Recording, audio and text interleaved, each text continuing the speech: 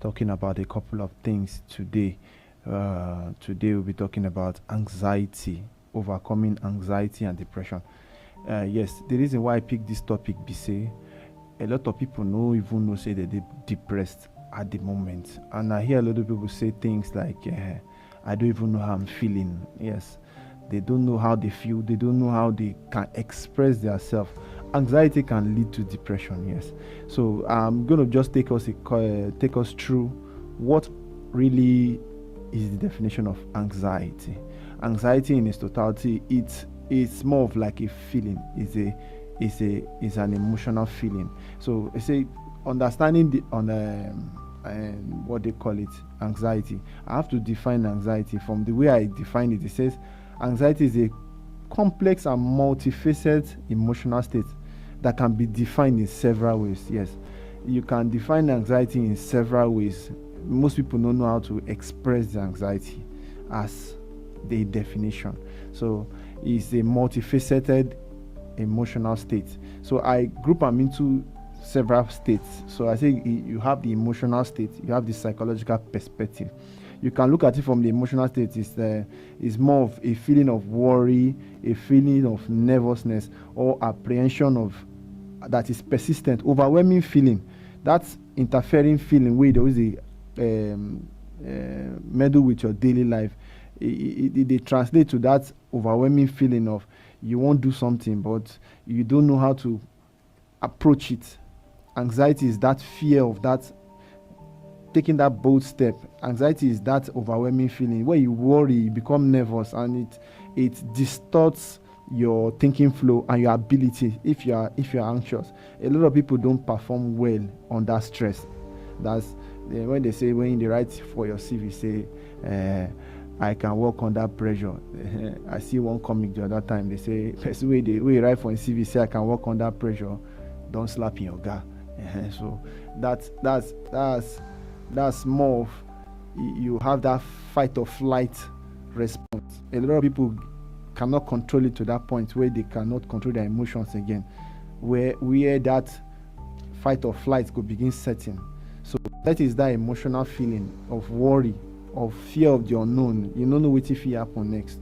Once you start worrying about things that are not necessary, or the necessary things, you overflog it because you are not sure of how the outcome will come out.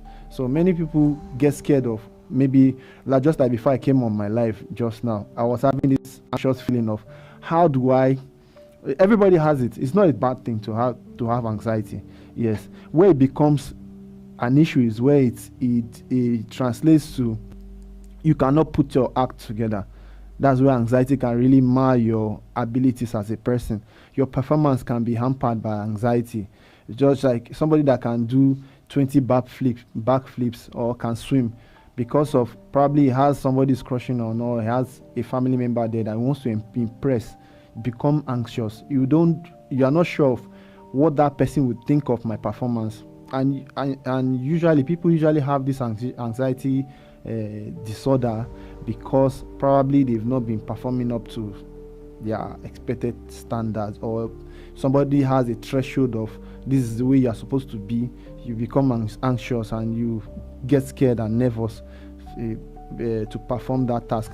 On a normal day you'll be able to perform that task, but because that person is around, you get nervous and you don't know how to comport yourself or coordinate yourself or put yourself together.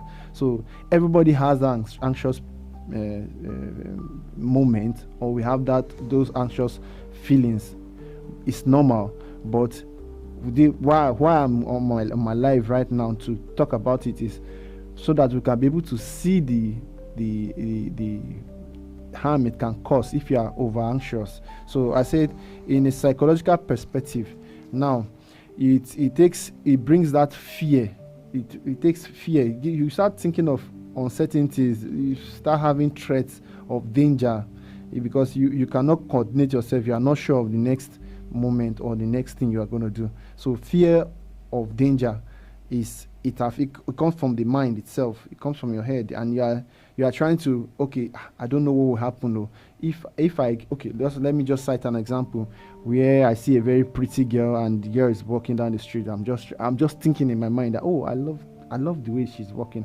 I would like to approach her, but because of anxiety, I might not have that courage.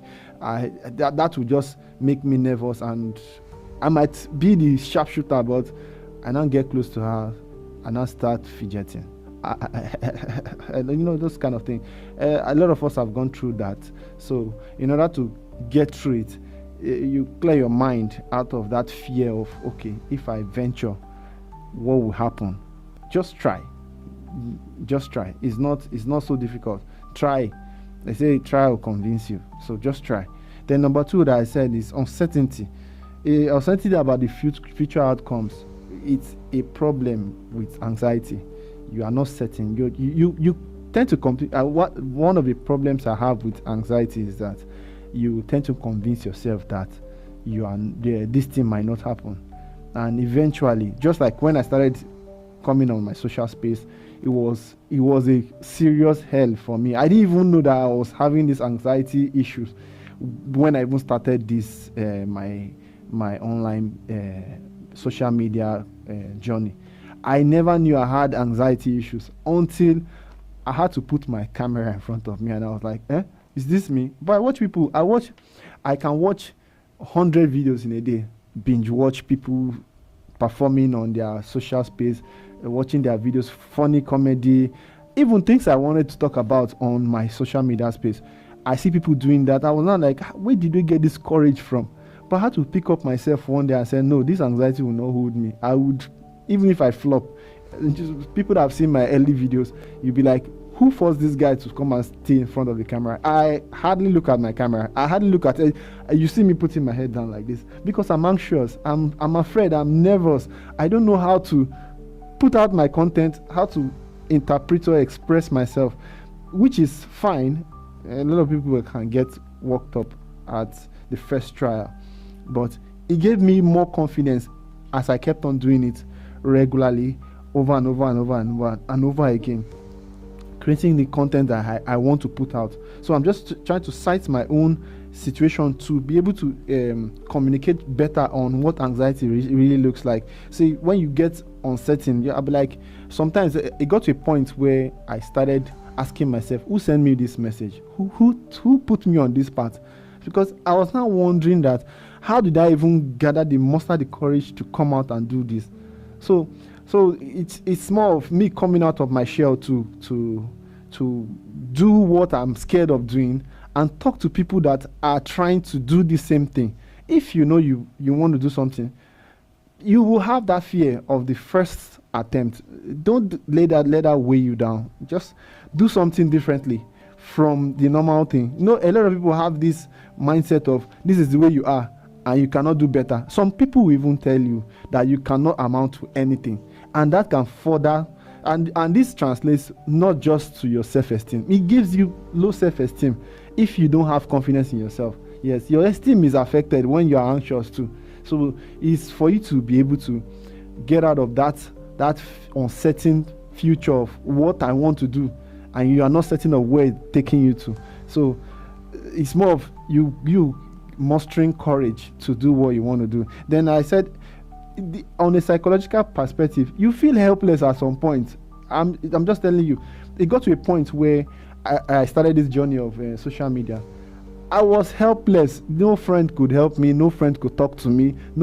Even if I pick my phone and I call friends like, please, what's the net content? Should I put up this content? And I try to validate my contents I want to do. And a friend of mine just told me one time, like, I don't think you should be doing that. You should go do something else. And I was like, what?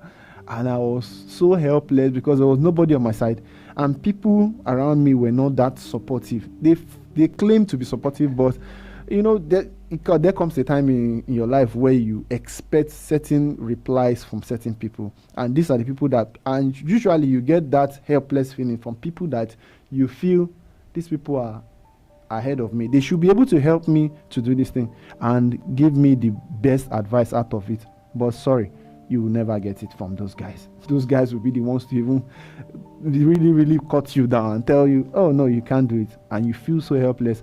And you might abandon your course that you started because of that small feeling of, I'm feeling helpless. That's anxiety. Anxiety can make you feel helpless. Psychologically, it locks you into a box where you cannot even escape it, because it's your own prison in your own head. You feel okay. Nobody is there for me, and it brings you to a point where you yourself cannot liberate yourself. So I'm just here to just talk about a few things. I'm not alone. A lot of people are out there that would like to hear this. So let's look at it now. Okay. I now said, okay, these are the psychological symptoms you can have, because many people don't even know that they have anxiety disorder. The symptoms you look out for: one, rapid heartbeat. You find out that, okay, when you want to venture and you want to do something, and the next thing you're having this rapid heartbeat,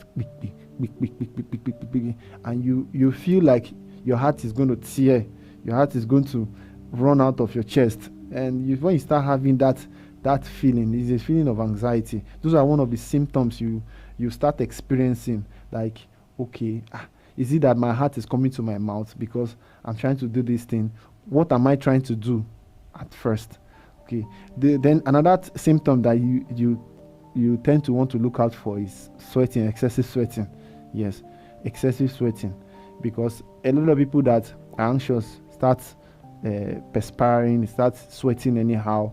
They start having what they call it, trembling, shaking, their hands shaking and their body shaking, trembling, serious trembling. And